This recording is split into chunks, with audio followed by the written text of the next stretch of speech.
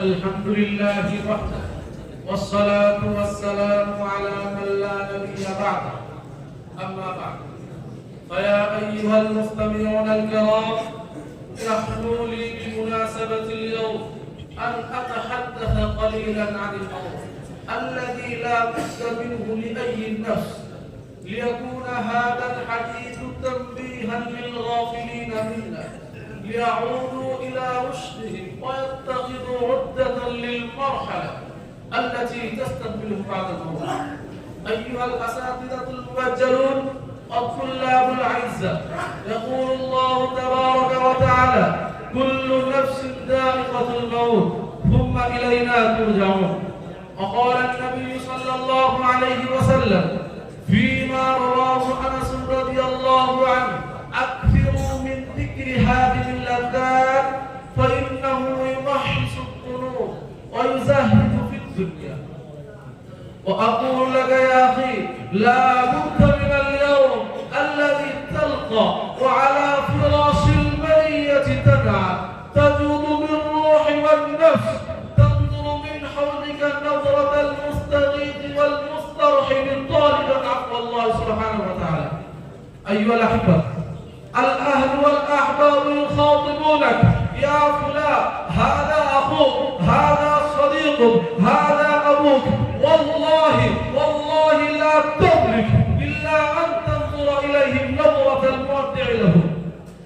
أسفا على ما فرطت في ذنب الله، يا حسرة على ما ضيعت من حقوق عباد الله. لسان حالك يقول: لا ينفعني اليوم أخ ولا أب ولا ابن ولا حبيب، دلوني على الطبيب من يرد إلي روحي ليعيش، دلوني على الطبيب من يشفيني من موتي ليعود إلى حياتي وأعمل صالحا فيما ترك. كيف يمكن يا أخي؟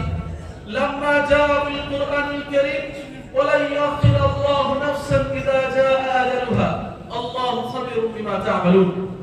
أيها الأحبة، جاءك النذير وأنت في كمال وعيك وعنفوان شبابك وقوة قاضناك، ذكرك بالله، أرشدك للطاعة فتماديت وعصيت. وها هو اليوم يناديك من تسمع ولا ترى: أين جسمك القوي ما أضعف؟ أين لسانك الفصيح ما أخلص؟ أين صوتك الشديد ما أسكت؟ أين ريحك الطيب ما غير؟ أين مالك؟ أين سلطانك؟ أجمعت الدنيا عن الدنيا جمعتك؟ عبرت الدنيا عن الدنيا تركتك؟ استعددت للموت أم المنية عجلتك؟ كل عمل مكتوب عليك، كل حسنة ترجو ثوابها، كل صلاة تصليها وكل سجدة لله ترفعك مقامات عند الله سبحانه وتعالى. أيها الأحبة، وعن ابن عمر رضي الله عنه قال: سئل رسول الله صلى الله عليه وسلم: من أكيس الناس يا رسول الله؟ قال: أكثرهم ذكرا للموت، أولئك هم الأكياس، ذهبوا بشرف الدنيا وكرامة الآخرة. إخوتي في الله، الموت حق لا باطل فيه، واقع لا مفر فيه، أكيد لا شك فيه، طالب لا يمل الطلب، لا ينتظر أحدا ولا يمهل أحدا ولا يبقي أحدا، لا يبقى إلا الله الواحد الأحد، لا يستشير أحدا ولا يستأمن على أحد. أيها الأحبة، وعن ابن عباس رضي الله عنه: لما دخل ملك الموت على رسول الله فقال لها النبي صلى الله عليه وسلم: أجئتني قابزا أم زائرا؟ قال: أجئتني قابزا أم زائرا؟